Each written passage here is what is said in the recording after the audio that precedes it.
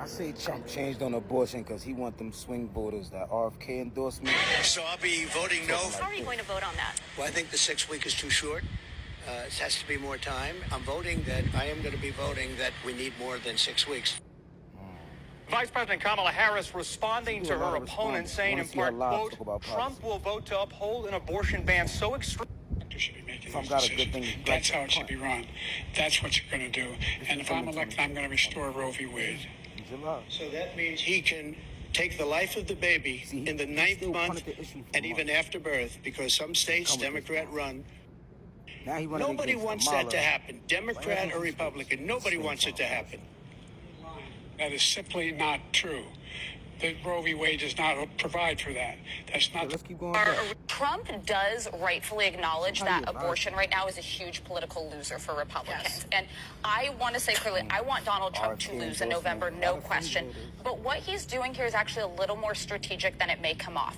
People were pushing for him to say, go with a 15-week ban. That would be the compromise. Right. The problem is the right would say it was a betrayal because 15 weeks is too long, would be their argument. And then Democrats would be able to say he supported a federal ban. Now he's punting responsibility to governors. So we're going to be talking a lot about Florida in this upcoming 6-week ban. He's going to, that's Ron DeSantis' problem. That's not mine. It's classic Trump kind of trying to be everything to anyone. And my warning is this with voters. They've showed they could separate the Republican politician from their position on abortion. So in Ohio, Kansas, and Kentucky, there have been ballot initiatives to support abortion rights, and they've supported it, but then gone on to vote for Republicans on that very same ballot. 2020, they didn't even speak on abortion. Now with Roe v. Wade being struck down, but they did speak about his nominations to the Supreme Court, what that was going to do to Roe v. Wade. Could have a dramatic effect there, and that's the issue of abortion.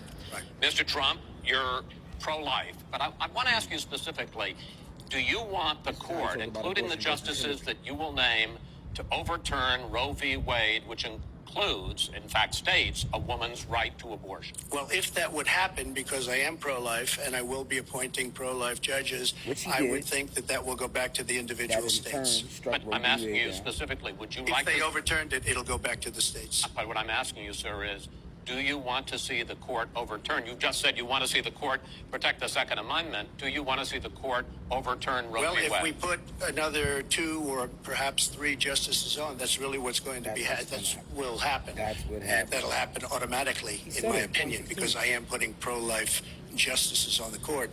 I will say this, it will go back to the states, and the states will then make a determination. Secretary Clinton. Stands for, I cringe when I listen to people debating the subject. But I just believe in choice. But I am strongly for choice, and yet I hate the concept of abortion. But you would not ban it? No. Only for choice, and here's the... I mean, everybody gonna have their point of view. I honestly think, check this poll out, like, RFK came close to getting 5%. If he would have got 5% of the independent vote, that would have unlocked money for independent candidates and so on and so forth. That's another cup of tea. But after RFK endorsed him, because the Kamala Harris campaign was pretty much trying to say like he asked for a job, and I think that was just a ploy to try to get his fringe voters, because swing voters is very important in this election right now, because I mean, like, it got to be money that purchased these point slides, because if you look at, you know what I mean, where Biden was at with Trump and then versus Kamala, not even talking about policy or anything of that nature, and still being able to have this swing to be leading even in the margin of error. You know what I mean? That's a lot of money they done spent, and she ain't talking about no policy. But he do talk about policy, but a lot of the times Trump like to punt certain fringe issues, but now he's seeing this. He also said something about marijuana too, and I think that he's taking up these